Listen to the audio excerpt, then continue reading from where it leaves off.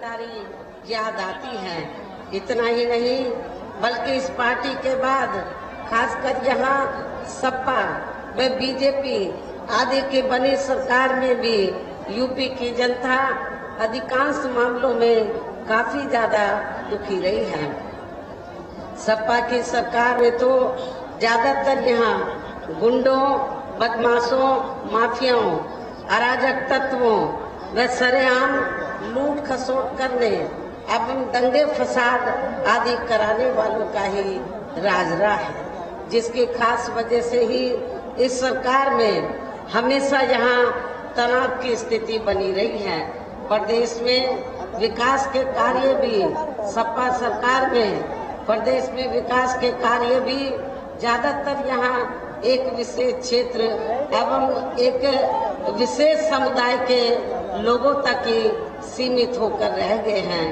खासकर दलितों व अति पिछड़े वर्गों तथा इनके संतों, गुरुओं व महापुरुषों आदि के साथ तो स्तर पर अधिकांश हमें इनका सौतेला रवैया ही देखने के लिए मिला है, जिसकी जानकारी आप लोगों को भी है। उन्हें मैं यहाँ दोहराना नहीं चाहती हूँ। इसी प्रकार भाजपा सरकार की भी नीतियाँ व कार्यशैली अधिकांश यहाँ जातिवादी, पूंजीवादी एवं आरएसएस के संकीर्ण एजेंडे को ही लागू करने पर टिकी रही हैं, जिससे प्रभावित एवं शिकार हुए लोगों का इस सरकार में सही से विकास व उत्थान आदि नहीं हो सका है। साथ ही इनका हर स्तर पर काफी ज्यादा उत्पीड़न भी हुआ है। धर्म के नाम पर हमेशा यहाँ तनाव व नफरत आदि का वातावरण ही बना रहा है। प्रदेश में अपराध भी काफी ज्यादा बढ़े हैं। खासकर दलित, अकलियत व महिलाएं आदि भी इस सरकार में कतई भी सुरक्षित नहीं रही हैं, लेकिन मीडिया में इनके सही आंकड़ों को ज्यादातर दबा दिया जाता है।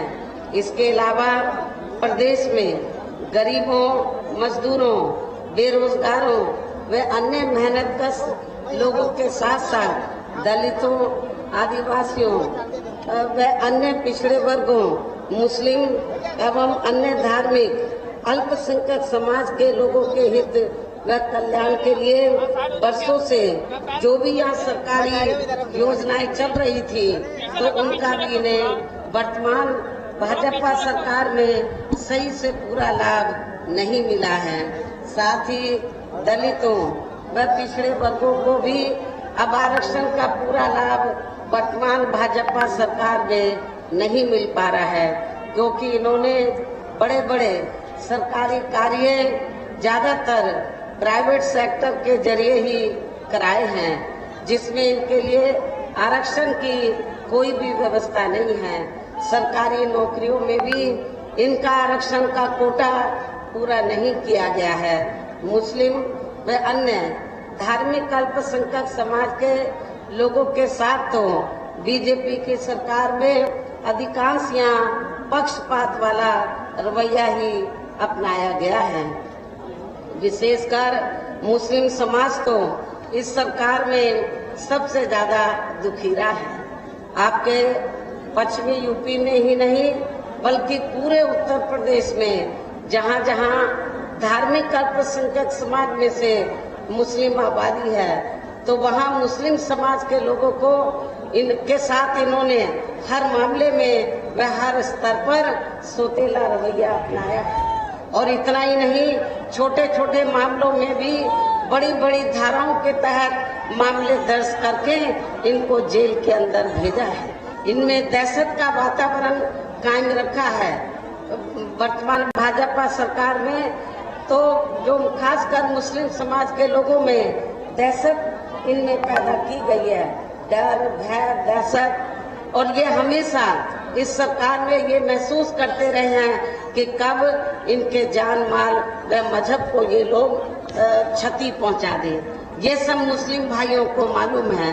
तो काफी स्थिति खराब रही है। धार्मिक अल्पसंख्यक समाज में से खासकर मुस्लिम समाज के।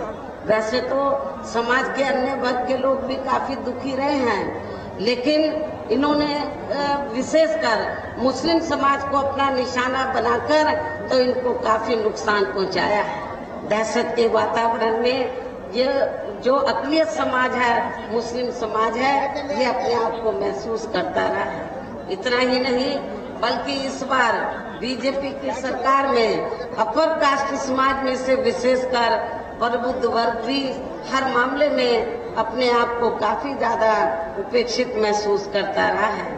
इसके अलावा इनकी गलत आर्थिक नीतियों के कारण यहाँ गरीबी, बेरोजगारी व महंगाई आदि भी काफी ज्यादा बढ़ी है।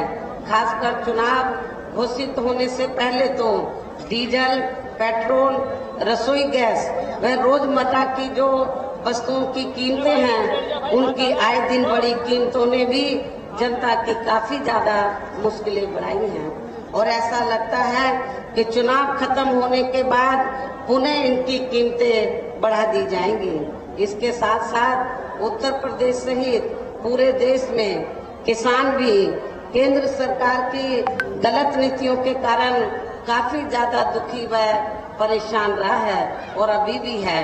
साथ ही प्रदेश में बेरोजगार लोगों को रोजगार नहीं मिलने के कारण ही ज्यादातर इनको इस सरकार में पलायन भी करना पड़ा है।